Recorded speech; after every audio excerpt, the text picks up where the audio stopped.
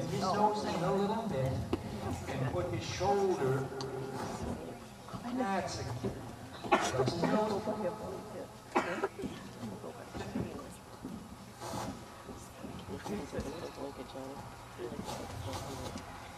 Whenever he puts their shoulder onto the outside rein, you should. Are you feeling that? Are you starting to feel that, Nancy? His shoulder moving towards or onto the outside rein. Now, your inside leg is the driving or dominating leg. If you do this correctly, if you make this connection, inside leg to outside rein, your outside rein becomes your. If you don't make a little more deliberate attempt, get him in the. You're never going to get this left side of his body softer. Good. Same thing in the sit trot that we worked on earlier, keeping my shoulders independent of his mouth. When I look at a rider's position in a full seat like, what I'd like to see is a vertical line connecting your shoulders to your hips to the of your heels. This is perfect. Very good. Her seat is right on the vertical. A very correct position and angle. Stiff. I'd like him flexed a little bit more to the left, Jenna. If there's a board in this direction. So if he gets that stiff in the trot, it's Jenna, right? If he gets that stiff, come down to the walk and make a shoulder in the walk. And you're going to do this. You're going to school him off this left leg. Keep him walking. Good. Move him. There you go. Now slow down. This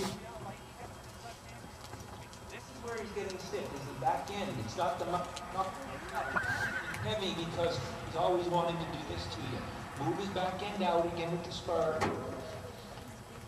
Good. Move his hunches out again. Move him out. Move his hunches out again. There you go.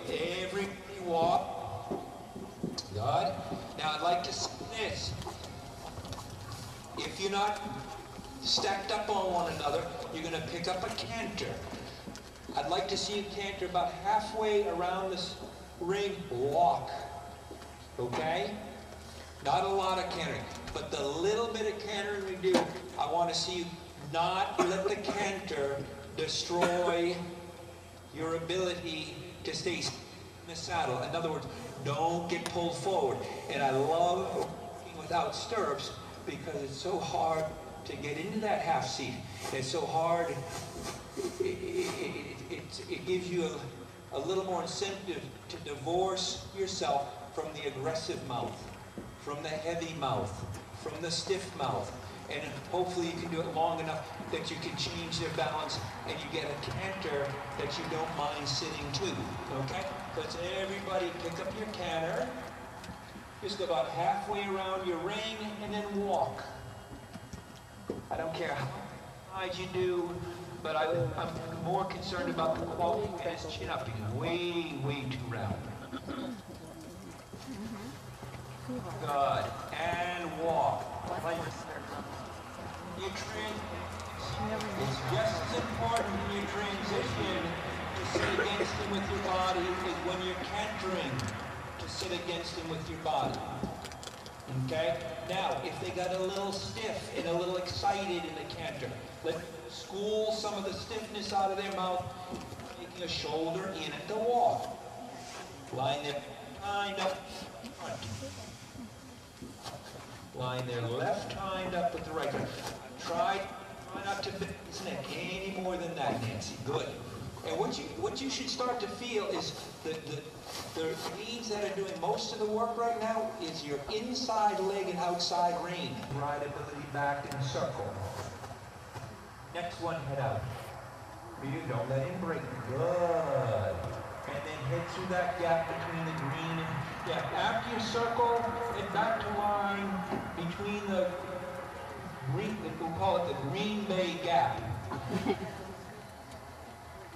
Good. Now in your circle, you're going to enter. You're going to get him back in rhythm. Sit down, circle again. Spin turn. Don't let him break. Sit. Good. Circle again. Now he's bent out, he's cutting in. Bend it, pick him up, nose in. I want you in this area. You're doing an all right job. You've got a small area. Use every inch of it. You're circling, but I want you using every inch of this circle. When you get to this pink jump, you keep shying in, huh?